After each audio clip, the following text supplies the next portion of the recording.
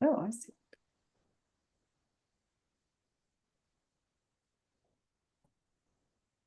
Hello, everyone. We're just going to let everyone come in from the waiting room and then we'll get started in a minute.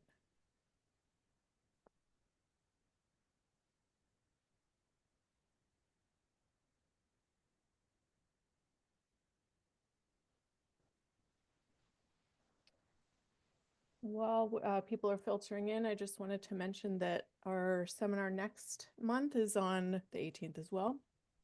And that'll be on equine dentistry with a newer faculty member here at Cornell. Same as today, it'll be 6 p.m. on Zoom, and the registration link we'll share via email. So, okay, it looks like the rate of entry has slowed down a little bit. So I'll introduce our speaker for the evening and then we'll get started. As usual, feel free to type any questions in the Q&A. And we'll, excuse me, if they're relevant, at the moment to help in understanding, then I might stop Dr. Anderson. Otherwise, we'll get to most questions at the end. And if you have any technical issues or anything, feel free to let us know in the chat. So my name's Lindsay Goodale. I'm a veterinarian at Cornell, equine veterinarian. I'm also an extension specialist, and I am friends and an admirer of our speaker tonight, Dr. Kate Anderson. She's great. So she's also, of course, a veterinarian. And in her first several years of practice, she was a large animal veterinarian. So she has a unique perspective. She's also, after a while practicing, she came back to do training specifically in animal behavior. So she's a diplomat of the American College of Veterinary Behavior, which is essentially an animal psychiatrist, which is pretty cool because you can't ask them questions, it turns out. So her specialty covers all species actually, and she has a special interest in large animals and has done a bunch of work studying horses as part of her residency too. And so she is going to talk to us today about behavior medications and also just give some background in equine behavior and how that knowledge can help us when we're thinking about equine behavior issues. So thank you very much, Dr. Kate Anderson. Looking forward to it. Okay, can you hear me okay? All right, thank you for that lead in. I am excited to talk to you guys about this topic. It's a big topic. When I started to think about what to put together, I remembered the painting you see there on the cover. That's a painting I saw last summer when I was in Norway. It's by Edvard Munch, who is the same painter you might know who painted the Scream. And so this horse, looks very panicked. And there's a lot of anxiety in this painting. I found Norway extremely relaxing and peaceful, so I don't know why Munch was always painting these very panic-filled paintings, but I thought it was appropriate for tonight's talk since we're going to talk a lot about emotions in horses. So the goal for this talk, I really want to help you understand why and how medication might be helpful for horses with behavioral concerns. It's not a prescription for like your horse needs drug X. Drugs aren't magic, and typically we pick drugs based on very individual needs. So there's really no one size fits all, but I think it'd be helpful if drugs are ever recommended for your horse or something you're considering, to give you a little bit of background. So I want to talk about who would benefit from behavior medications, why we would consider it, what we should use or not use, a little bit about how they work, and then if we have time at the end, I have some case examples. Go forward. So first off, who? Before you even consider medication, you have to think about the horse. What are they doing? And what are the potential reasons why the behavior of concern is happening or why you're considering medication?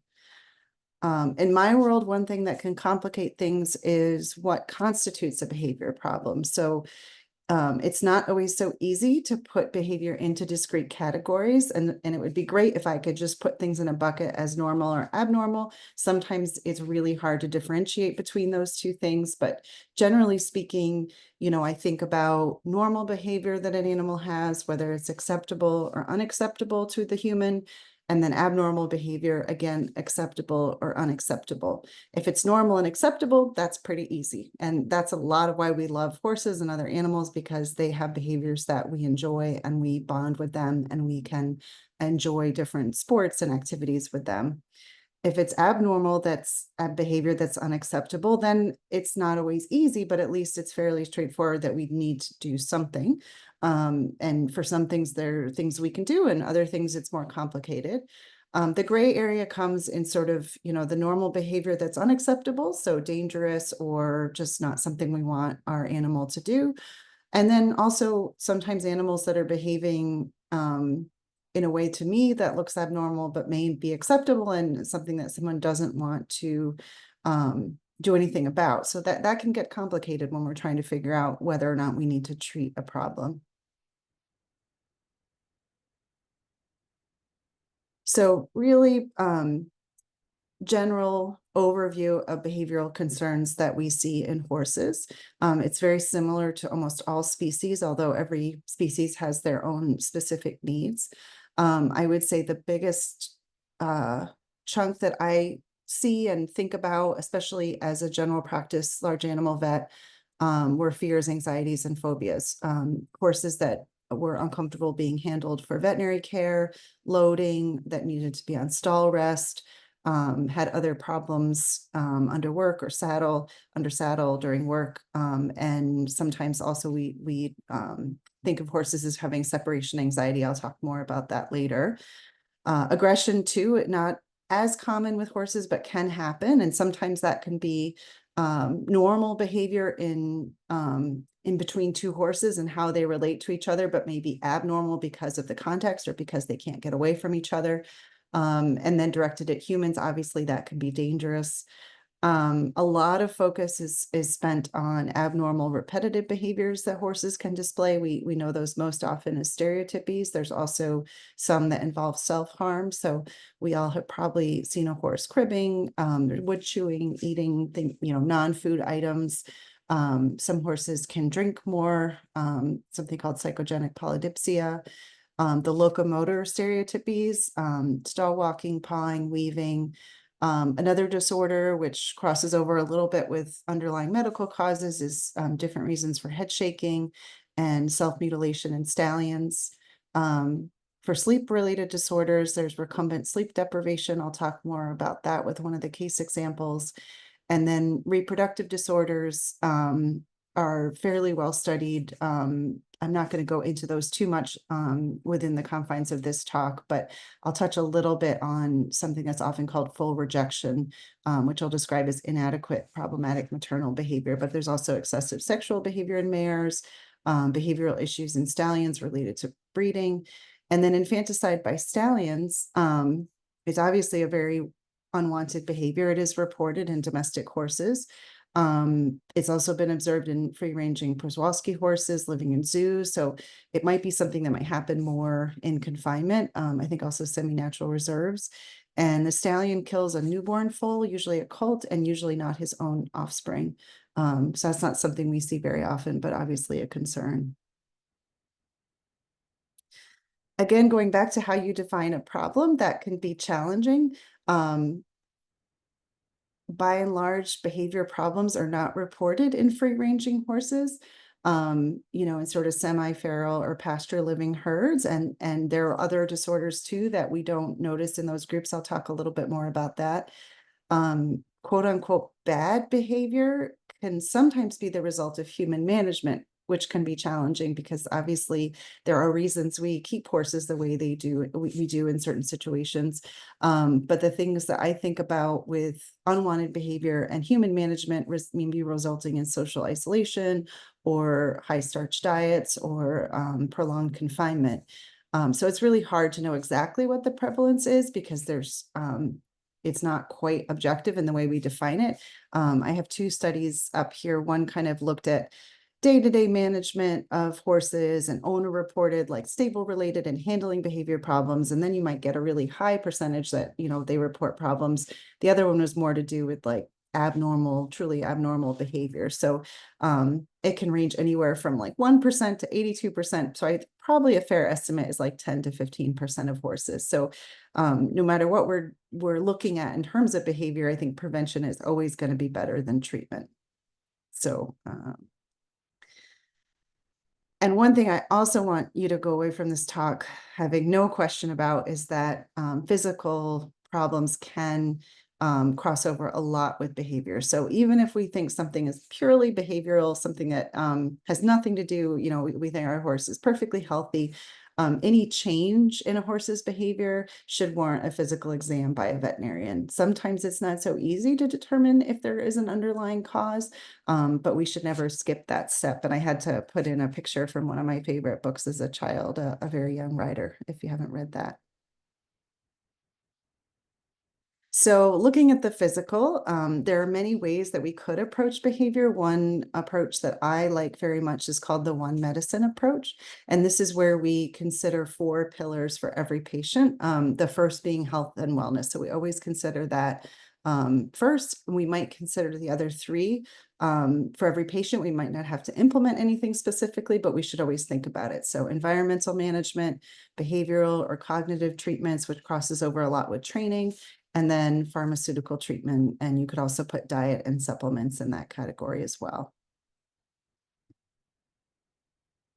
So I think there has been a change in thinking over the past many years in terms of whether a problem is medical or behavioral. And I think especially in horses, it's most often both. There really isn't just sort of separate body and separate mind. Changes in behavior are often the first sign of illness. Behavior can exacerbate medical conditions and vice versa. We know that anxiety can lower the pain threshold, and pain can lower the threshold for irritability. So there's like a chicken and egg thing going on. And I have seen some horses where aggression was the only sign of pain outwardly until we did more digging. So we should never assume that it's one or the other. We always have to move forward assuming that it's both. These are a little outside the scope of my talk tonight, but I just wanted to list some of the most common medical conditions affecting equine behavior. This is not the be all end all, but it's things to think about. So of course, we all know gastric ulcers are common. Any other cause of low grade pain, intestinal kidney stones, sand in the GI tract, IBD, any sort of muscle weakness or other conditions like polysaccharide storage myopathies, back pain, sleep deprivation. Again, I'll talk more about that. That can often be due to an underlying medical condition. Any chronic disease, neurologic disease, anything that can cause lethargy, changes in the animal's sensory experience, so cataracts or blindness, and also granulosa cell tumors are one that is mentioned a lot too in mares. And despite the fact that I'm a veterinarian and we're trained mostly in medical treatment and thinking about physical disease, you really can't address behavioral issues without a good knowledge of normal species-specific behavior, understanding how animals learn, what's good for their welfare, how humans and animals interact, and then in addition, all the appropriate medical treatment. And what exactly is behavior? I think that's a easy and difficult question to answer at the same time because it's complicated. Behavior is a textile of different things woven together. So it's an interplay between biological factors, context, experience, and learning. So there's a really simplified diagram of behavior and all the things that might go into the behavior that you're seeing in front of you, whether it's brain chemistry, which we can influence with medication, hormones, early life experiences, the gut-brain interaction, learning, nutrition, maternal factors, genetics, all of those things play a role. So I encourage you, if you haven't done this already, to get to know horses in terms of like, where are they from? How do they communicate with each other and with people? What and how do they eat most often in the wild? How do they reproduce? What's their daily time budget?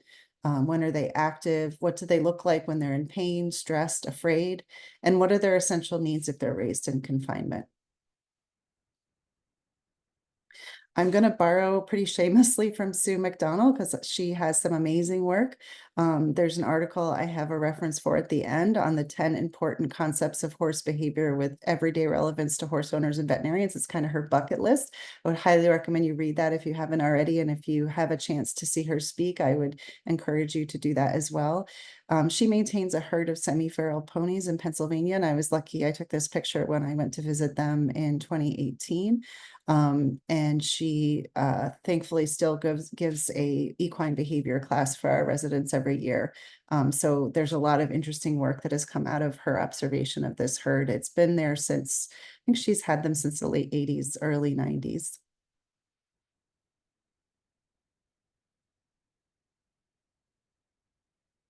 So again, talking about sort of who horses are and how they live, I think it's really important to remember that they're an open plains grazing prey species. They're harem breeders. That includes domestic horses, Przewalski horses, and the plains zebras. They're organized into large herds with several smaller bands. The breeding and family groups are called harem bands. So you have the family bands and then the bachelor bands. And the harem stallion's role is in defense. Mare's role is leadership and everyday activity. The fact that they are a prey species can make it very difficult to detect when they're in pain. They generally don't show pain. And that can make it very difficult when you're trying to figure out if pain is a factor with the behavior that you're seeing. I think it's very difficult to be objective because their evolution creates a situation where they may mask pain. So there are different things out there you can look at. There's a horse grimace scale that I have here on the right side that kind of looks at their ears, their eyes, what their jaw muscles are doing in their mouth and their nostrils to figure out if they're in pain. There's also a ridden horse pain ethogram.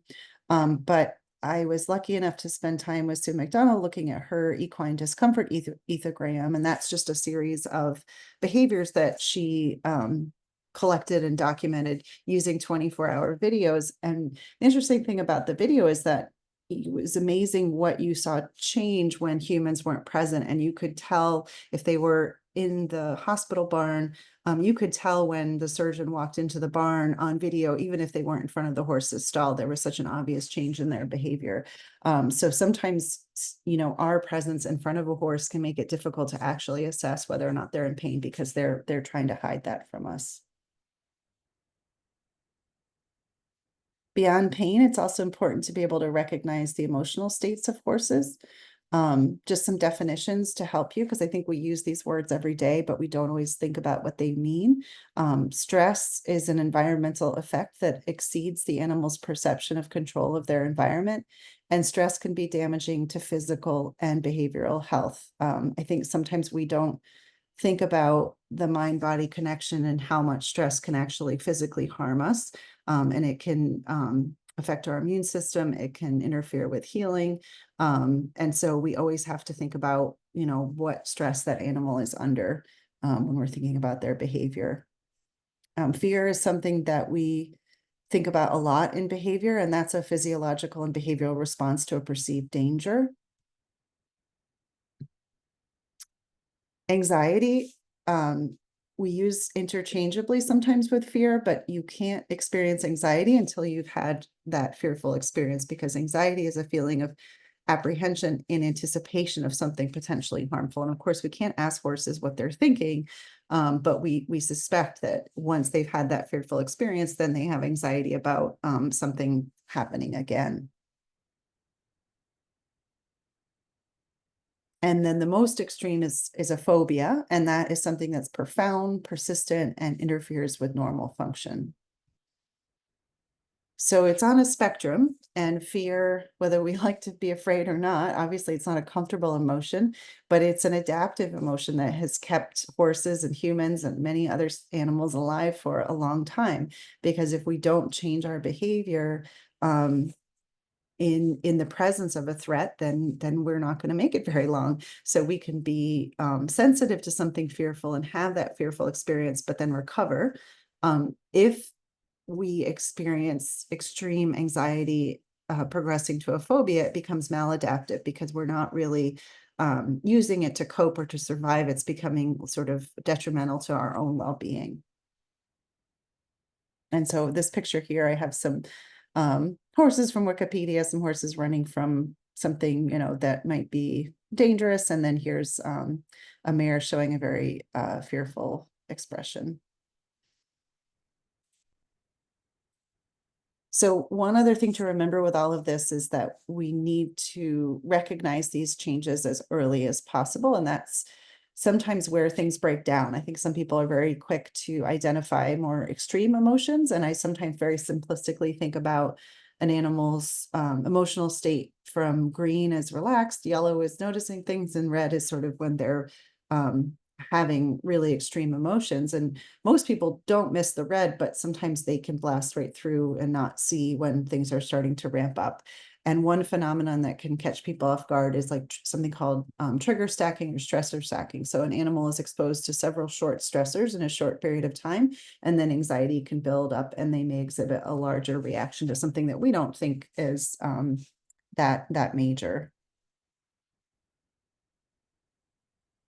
And this is from Fear Free, which is an educational module for veterinarians to learn how to provide lower stress horse veterinary care to horses. So this is sort of the classic response to fear, the 4 Fs. I think most of us are familiar with fight or flight. That's something we talk about a lot with ourselves. It's actually the 4 Fs. So fidget, freeze, flight, and fight. Fidget, it's not always on a spectrum. It sort of depends on what's going on in the context. But generally, fidgeting might be a displacement behavior or starting to be a little bit uncomfortable. If a horse is trying to avoid a stimulus, passing manure, especially like stress diarrhea, can be seen during sort of that fidget, or they're, sort of moving back and forth. Freezing can be anxious anticipation. Unfortunately for horses and a lot of other species, freeze can be misunderstood for compliance. So like, oh, they're fine. They're doing just fine. They're not moving. And so everything is fine. And we might miss that sign that that animal is very tense.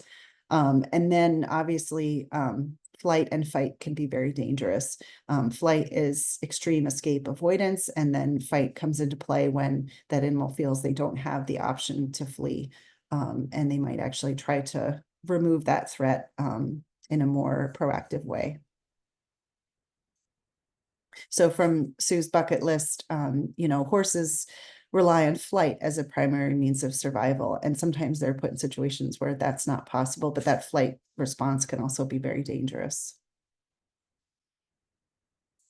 And especially in the context of trying to work with an animal one-on-one and provide veterinary care or husbandry, the cycle of anxiety and avoidance can be detrimental to making progress, because you have that fear or anxiety, the animal starts scanning for danger, it intensifies, and then if they escape, they get short-term relief and fear reduction. So, and then sort of they anticipate that next time, and you sort of get in this vicious cycle where they are quicker to avoid. And it's not that we want to be, we want to hold them down and make them deal with the situation. It's that we have to recognize that sort of if they're doing that behavior, we're not really helping to overcome anything. We're just creating a situation where they're going to be more fearful next time.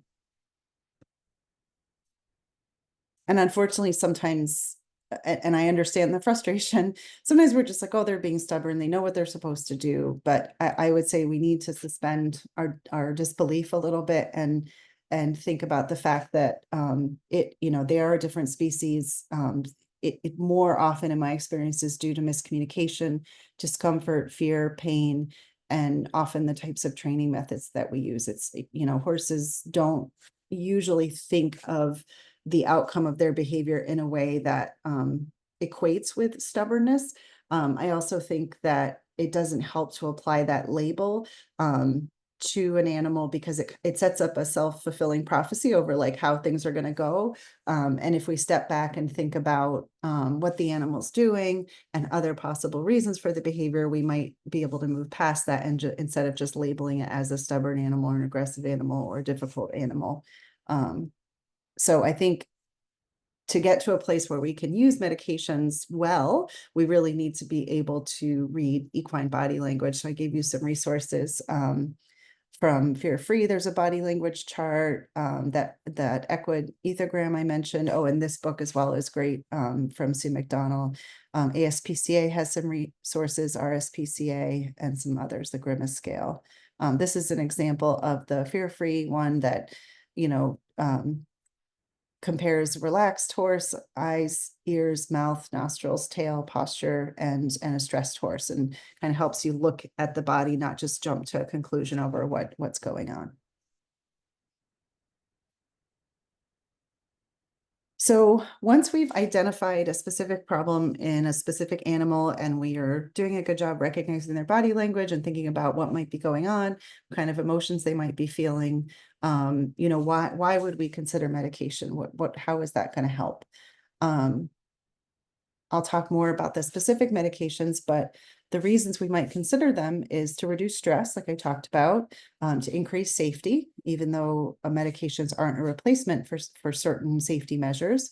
There is some science, we need more, but there is some science to it. And I think for some animals, medications can improve their welfare if they're used appropriately. One phenomenon that makes it very difficult to change behavior in horses and other animals is chronic or toxic stress. So some stress is healthy. I never would have gotten this presentation done if I didn't feel some stress. Probably wouldn't get out of bed in the morning if I had no stress. So we need some stress to be in this eustress state of sort of production, but not overly stressed. Chronic and toxic stress can lead to detrimental changes in your heart, your GI tract, your skin, your immune system. But another big one that really impacts our success in implementing treatment is that chronic stress can impair learning. And we don't always think about the fact that learning is instrumental in helping an animal with behavioral issues, but that's one of the things that we need in order to implement a lot of effective treatment plans. And horses, when they're relaxed, are one of my favorite species to work with. They naturally follow the laws of learning, which I don't have time to go into tonight. And this is from Sterile Cheerios. It's clicker training. If that's not something you're familiar with, I strongly recommend you go find out more. It's a really fun thing to do, and it's an easy way to teach horses different behaviors. But stress interferes with their ability to learn, and so we don't have many options for them, and we can't help them get past the behavior that we're seeing. So when I think about when we need to justify medication for a specific animal, I think about improving their well-being, decreasing fear and anxiety in order to facilitate learning, and an animal essentially who has a level of fear that won't allow training or behavior modification to take place. So, for example, they won't take treats even in protected contact. And protected contact is not something we think about a lot with horses. It's something they discuss more in the zoo world. But basically, that means you're behind a physical barrier, such as fencing or a stall door, and you're providing treats like through safely from the other side into a bucket. So for horses that won't take treats, they panic or attack, they're very unpredictable, or behavior that's become well established and doesn't decrease with management and training alone. Okay, so what do we use, when, and how? So there are no medications licensed specifically for behavior in horses. There are some we can use that do help with anxiety that are used for sedation and other things, but unfortunately, we don't have anything available that's specifically for behavior, and most aren't allowed by the FEI and a lot of other sports, depending on what you're involved in. So I just looked up in their database, like fluoxetine is banned. Well, that's an antidepressant that can be used in horses. We'll talk about that. Pregabalin is also prohibited, or maybe controlled. We'll talk about that medication as well. As far as I know, fluoxetine, which is Prozac, is allowed in the riders, but not the horses, which I think is interesting. Obviously, we also have to think about safety because some of these medications can cause sedation, and that wouldn't be safe if you're riding the animal.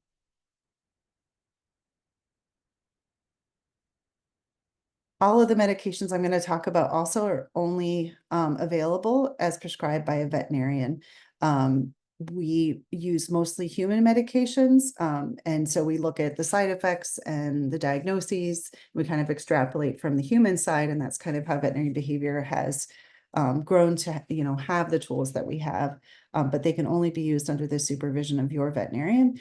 And there is no one size fits all. Each animal responds differently to medication. Even if we give the same medication to 5 different animals, we might see 5 different responses. So it shouldn't be that like everyone needs X. We kind of have to think about exactly what we're seeing and treat that animal, and a lot of it is monitoring and adjusting from there.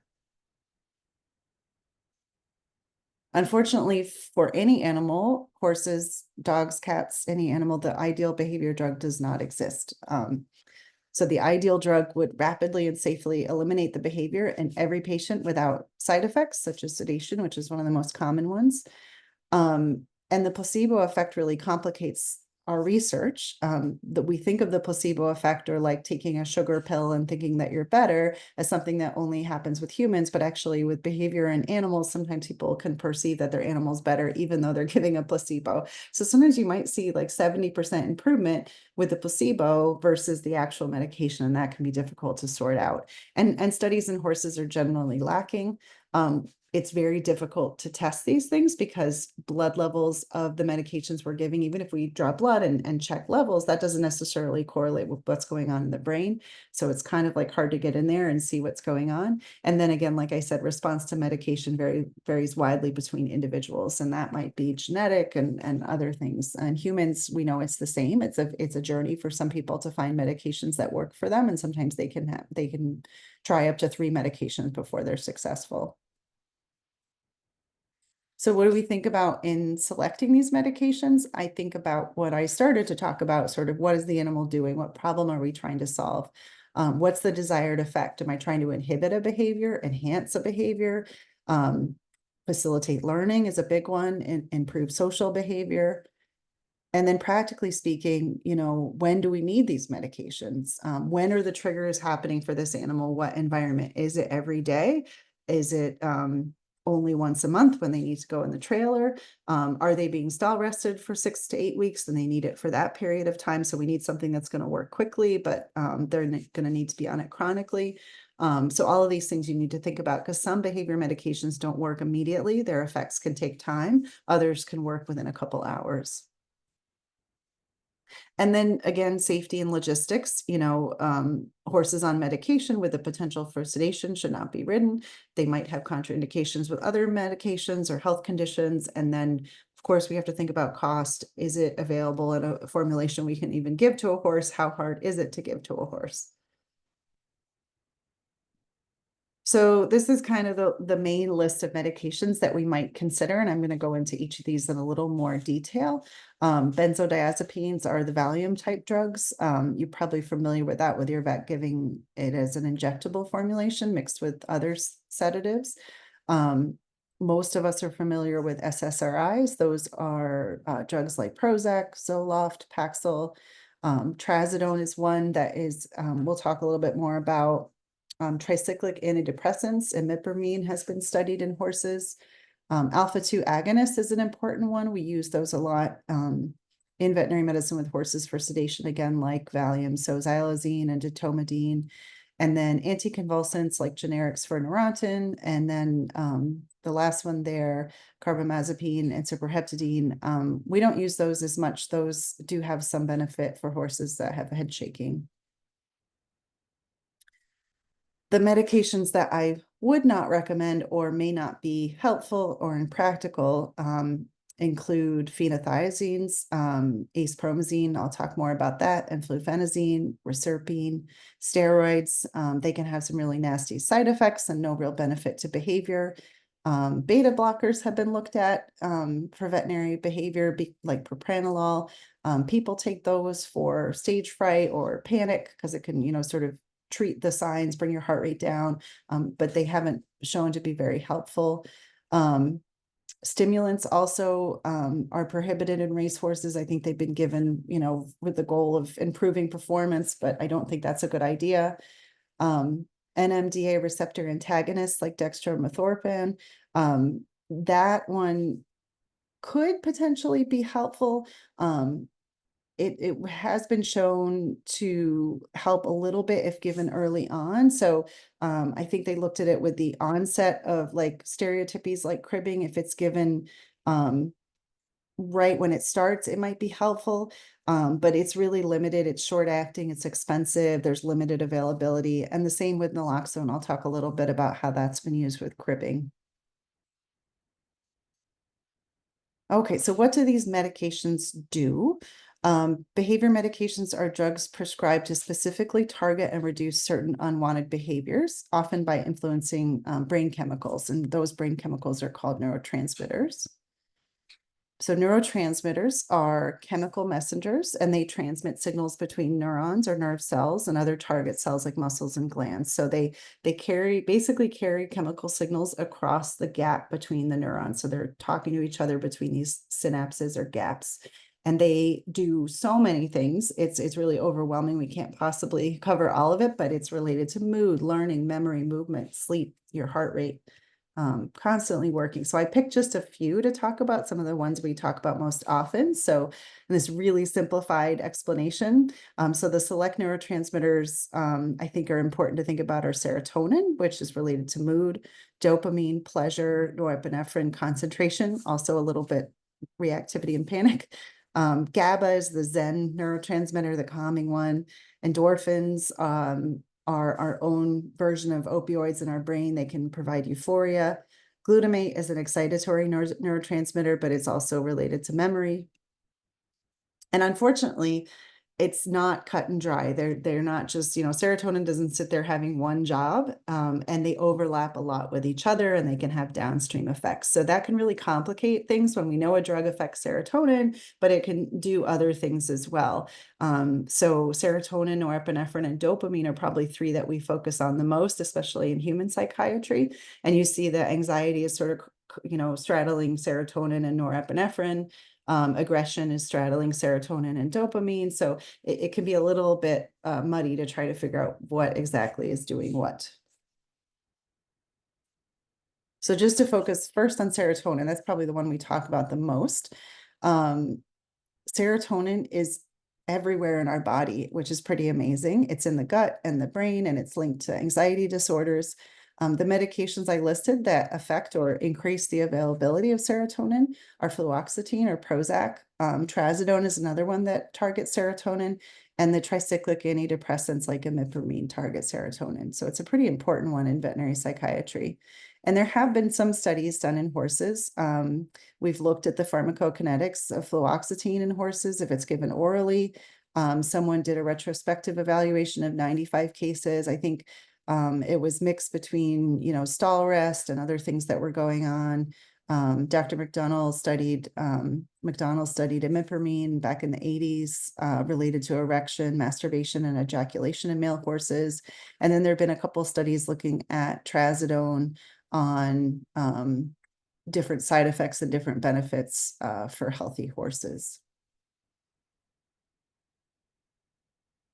After serotonin, the next one we focus on probably the most is norepinephrine. Like I said, that's related to reactivity, energy, focus. It can also cause sedation. It can be involved in pain control and muscle relaxation. So it's one we know and love in veterinary medicine. We use xylazine, we use ditomidine, there's dormosidan gel.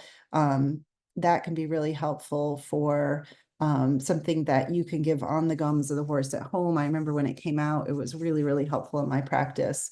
And there are some benefits, even though we use it mostly for sedation and to increase compliance, it can also help with anxiety. There's a similar product for dogs that's FDA approved for noise phobia. So there is, with norepinephrine, there is activity in the brain that also treats anxiety, not just acting as a tranquilizer. GABA, the Zen neurotransmitter, is an inhibitory neurotransmitter. It has a calming effect on the brain. It's crucial in regulating anxiety. The one we think of that the most is Valium, which is, long history of human use and abuse. Xanax or alprazolam is another one. One point of confusion is gabapentin. Even though it's called gabapentin, it's a structural analog, meaning it looks like GABA, but it doesn't directly affect GABA receptors. So it actually has a different, poorly understood mode of action. It does help with anxiety and pain, but it's not like giving yourself the neurotransmitter GABA. And then dopamine. I think if you've heard of dopamine on the human side, you might think of Parkinson's disease that plays a role in movement, reward, compulsion. And dopamine also reduces prolactin released by the pituitary gland, which is why it's sometimes used in pregnant mares with domperidone, which is a dopamine receptor blocker. Two medications I think that we don't use for behavior, but I think are important to understand are acepromazine and fluphenazine. So I want to just give a little word of caution. I have used acepromazine many, many times as an injectable, and it can be very helpful. Phenothiazines are a class of drugs called neuroleptics, and they're dopamine receptor antagonists. So they block dopamine. In humans, they're considered antipsychotics, and they kind of have a hypnotic or sleepy effect. So they cause sedation, muscular relaxation. They can kind of depress your nervous system.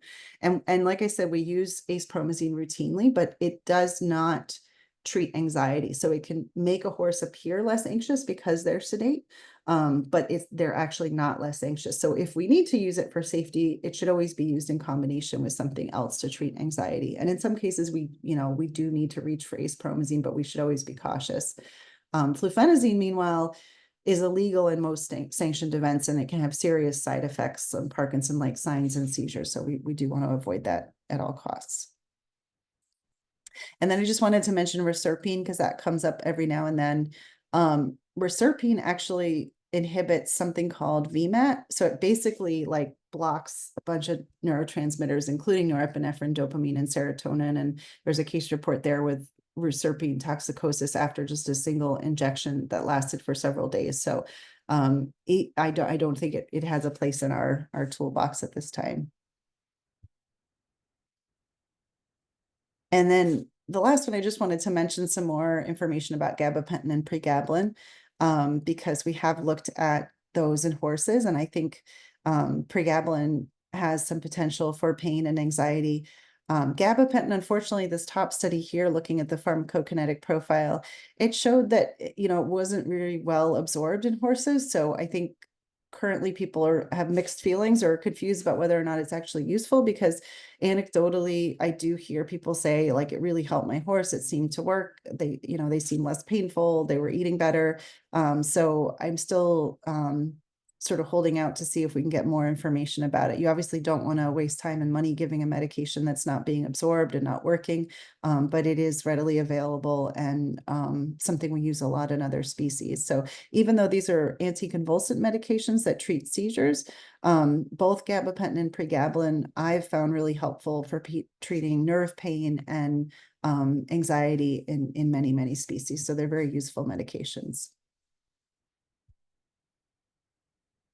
And then I mentioned naloxone previously, which we might know from the human side as an opioid blocker to help people that have overdosed. And this has been used for horses that are cribbing. It's not very practical because it only lasts about 20 minutes, maybe up to 4 hours. For some horses, they gave like a constant infusion of it because there's a theory that horses produce their own type of opioid called endorphins in the brain when they're cribbing, and if you block that, it will stop them from cribbing. But it's currently not a very practical treatment.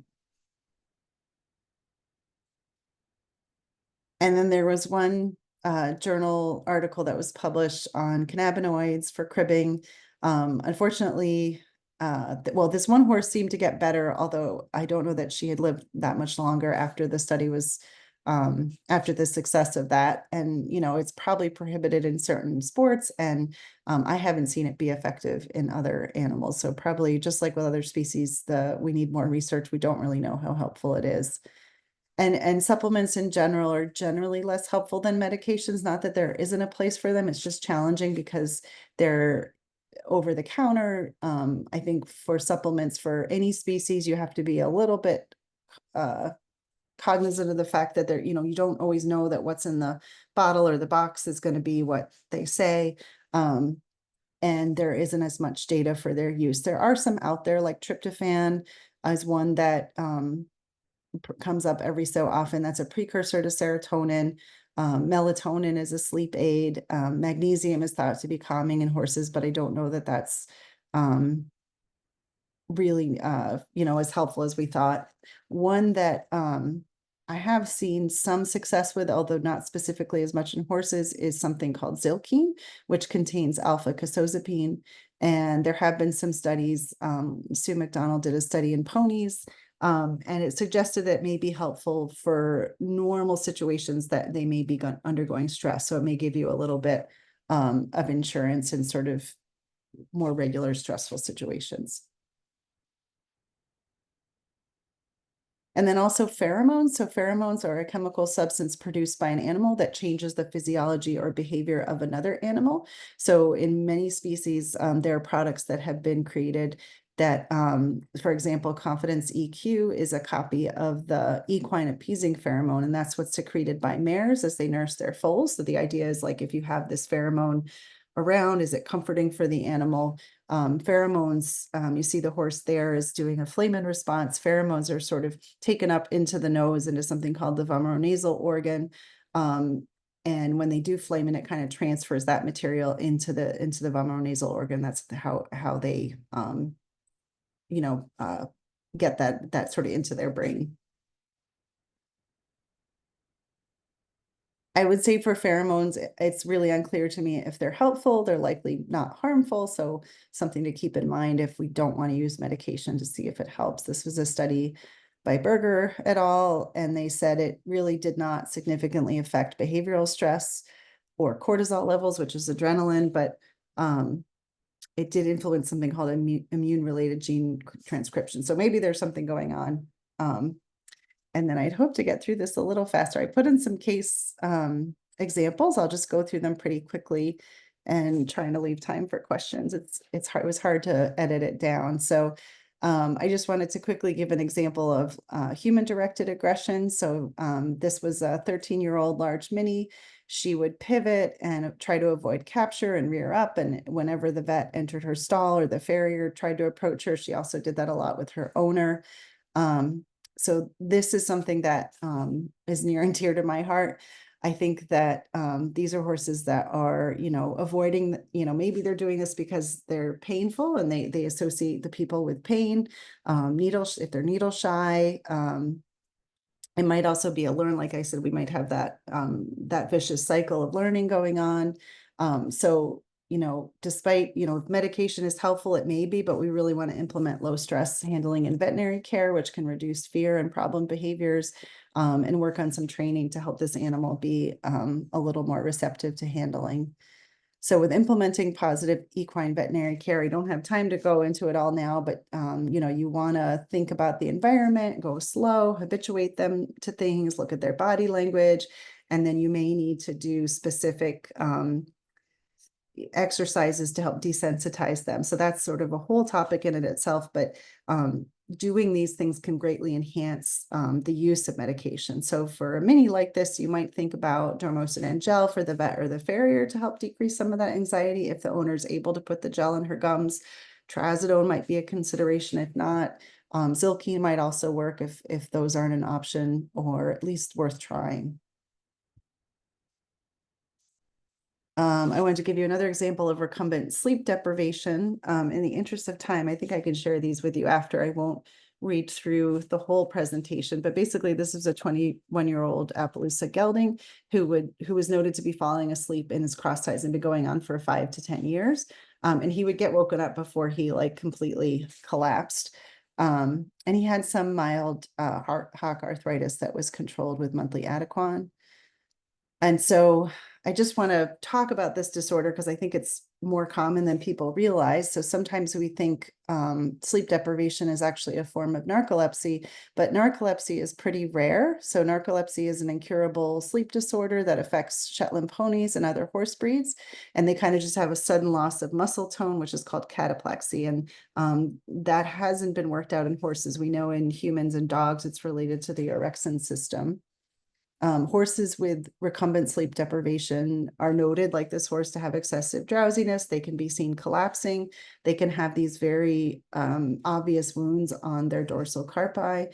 And if you see them sort of falling asleep, that sort of confirms the diagnosis. Unfortunately, it's not the primary diagnosis, but I want to talk about why that happens. So we all think that horses can sleep standing up.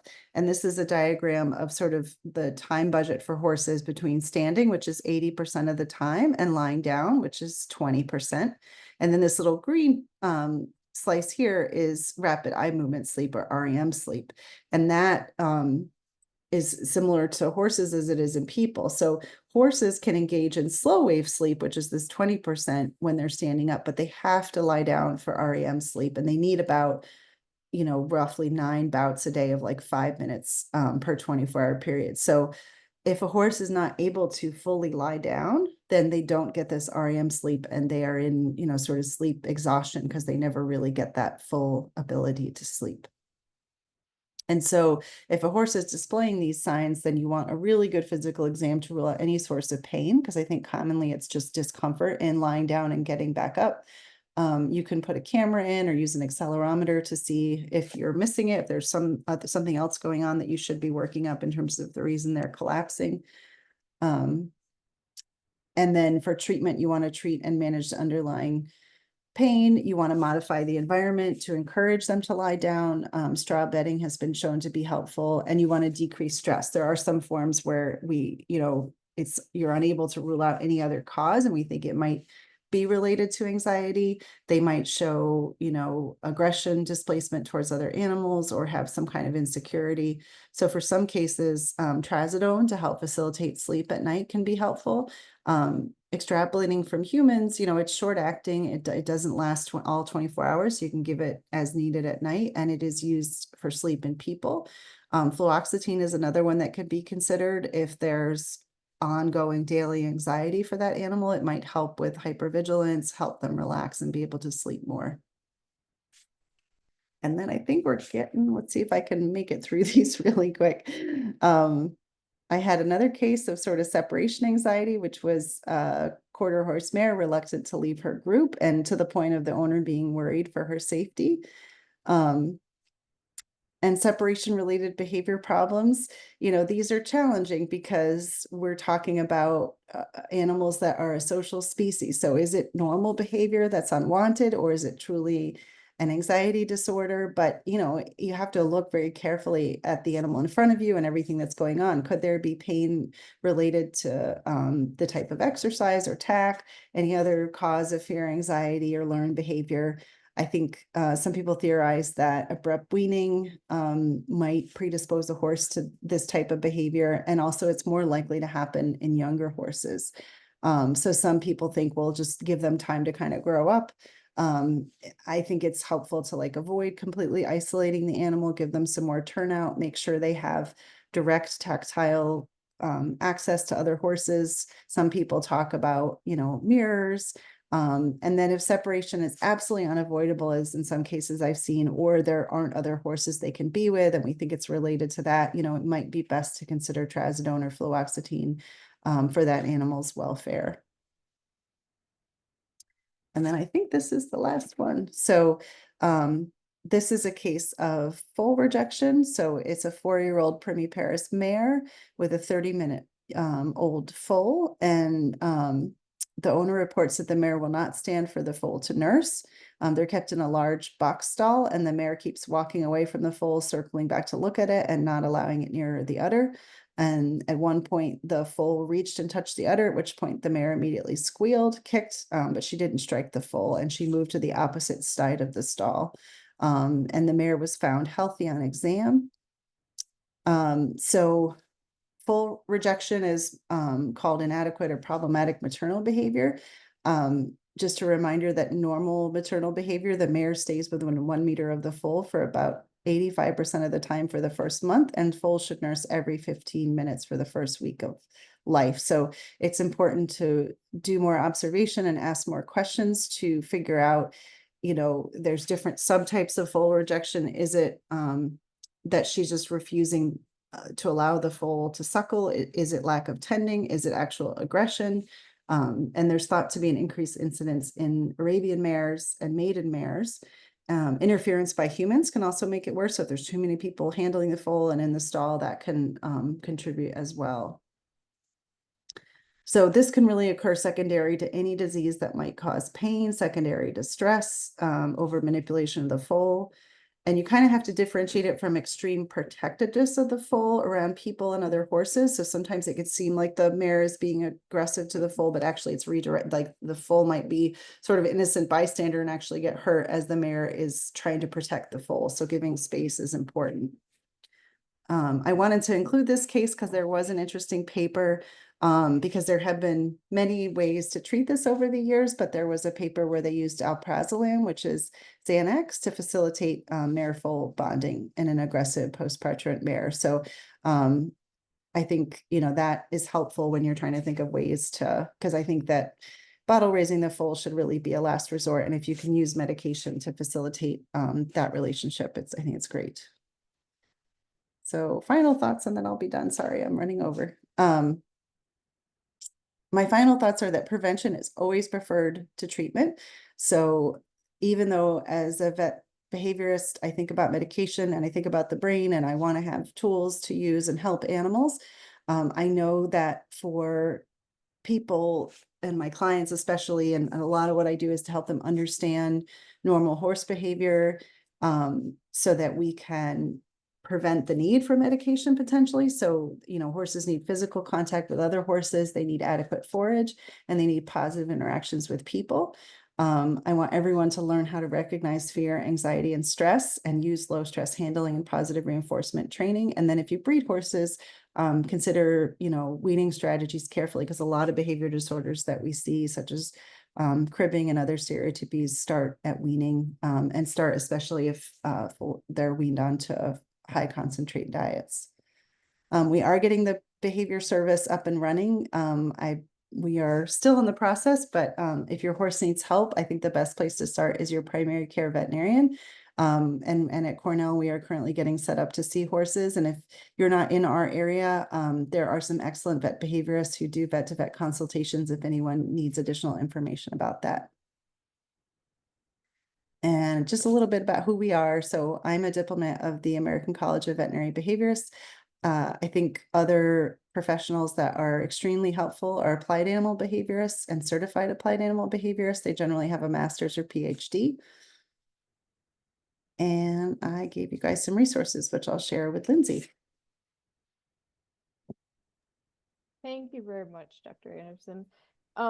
Lots of questions. I don't think we'll get to them all, but there are some commonalities, so I'll ask those. And then any we don't get to, you're always welcome to reach out to us. And like I said, we'll be sharing all of her resources, so some of the answers will be in there as well. Okay. One question that was asked more than once, what do you do if a horse is only really showing signs of aggression towards people during like grooming or tacking up? I think probably you need to think about well, I would definitely rule out pain if it's related to handling, and then think about how you're approaching that process. Like, are there things you can do to make that a more positive experience? But I think it's, I think the devil's in the details with that, trying to figure out if it's something physical or if it's related to training or the way that, there's something that they're resistant to with what kind of tack you have or the way they're being groomed. Does that answer Yeah, and the it was question? a varied question, but I think that's makes sense. And also as I think you mentioned, they can form associations with being ridden, so it could be kind of anticipating the pain. Someone's asking an interesting question. If there's only a short period of time where the behavior is being displayed, this person says starting about half an hour before turnout, the horse gets upset if a neighbor goes out without him, and it'll start kind of, it sounds like weaving. Uh, And they're asking, is it worth treating it if it's a short time every day? no, I'd probably consider trying to change the management of it so they can go out first, or so, anything, is there anything that can change that can stop the behavior from happening? Because it's probably due to frustration or anticipatory stress. So changing the order of who's going out, or, trying different things to see if they can decrease the behavior. Great. And then someone's asking if you think you've ruled out pain, which is hard to do. What else might bring on anxiety if there's not some big change in horses? It's hard to know. I think that less is known about horses than other species in terms of genetic predisposition, and we often aren't there for early life, so we get horses with not knowing what they experienced earlier on. And I think, you take a certain temperament and personality and you put in a certain environment, and then maybe they had some previous experience. So I think just like people, some individuals might be predisposed, and sometimes we can't figure out the specific trigger. But I think that we still, so then I think it's still worth thinking, like, should we try treatment to see if that helps? Or, and I think for some animals, implementing predictable interactions and routine can be really helpful. And then monitoring to see what changes with that. Yeah, awesome. And then I don't know if you want to cover this. Someone's asking about progesterone, since it's commonly used to suppress estrus behavior in mares.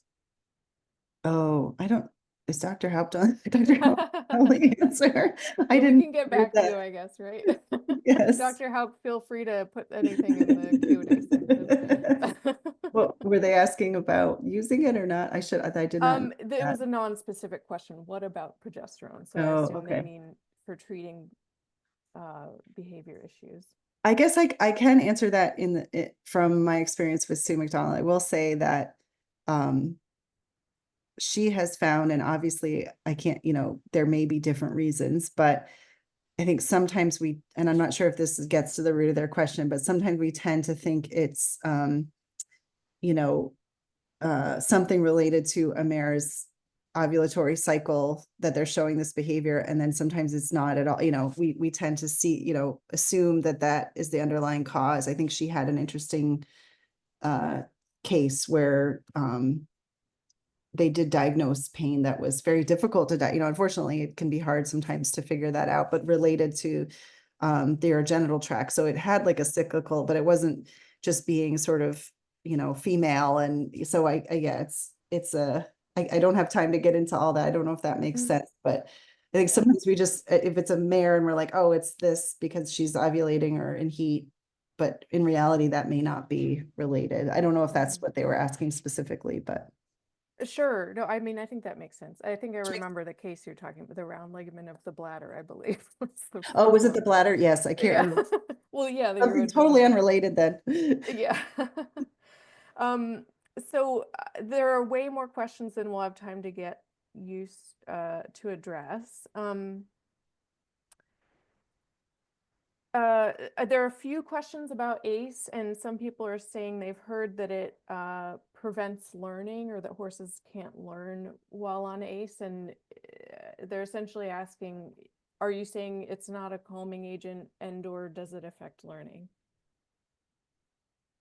I think I don't know that this has been studied. We do think that about benzodiazepines and Valium type drugs. So there's sort of, if you wanted to take an exam and do really well, but you were anxious, it's probably not a good idea to take Valium before your exam, unless you took it every time you studied, because there's something called state dependent learning where like you can kind of, if you study in that state. But generally speaking, if I want an animal to learn something, I don't want them to have amnesia and be tranquilized and not remember. So extrapolating from that, although I don't know that I can think of anyone that studied it, I would say that it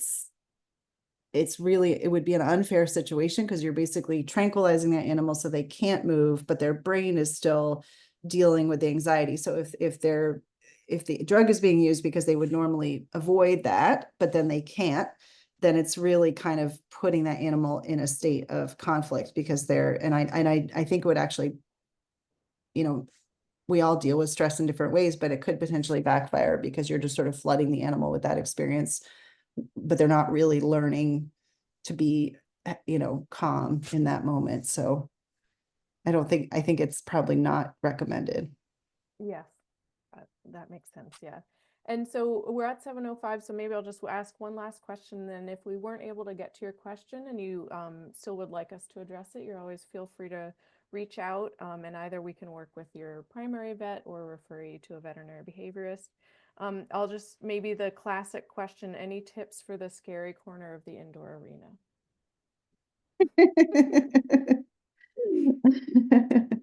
um well, probably trying to just make it a positive thing. And I don't know how many people do positive reinforcement training when they're riding. So that's always like one problem with horses is like, I think someone tried to invent a bit that like secreted sugar solution so you Yeah. could reward them, but not forcing it, letting them avoid it, and then sort of gradually working up to it. But and maybe working on the ground first to get them close to that would be Yeah. a good way to start. Yeah, and I've found that the horses will very readily learn to reach around and get the treat from you on their back. Oh, that's true. Yep. Yeah, Yeah, you could do that. if Yeah. needed. Yeah. If the scary corner predicts something good and they get to move away when they want, then you might find that it's not so scary anymore. Those are just great tips for everything, really, right? So Yeah. thank you all so much for attending, and I'm sorry if we didn't get to your question. Do reach out if it's something you really wanted to chat about. And we'll see you hopefully next month, March 18th, 6 p.m., and that'll be equine dentistry. So thank you very much, Dr. Anderson, and we'll Thank see you you. all next month. I'm Good just night. reading through the comments. They're interesting. Bye, everyone.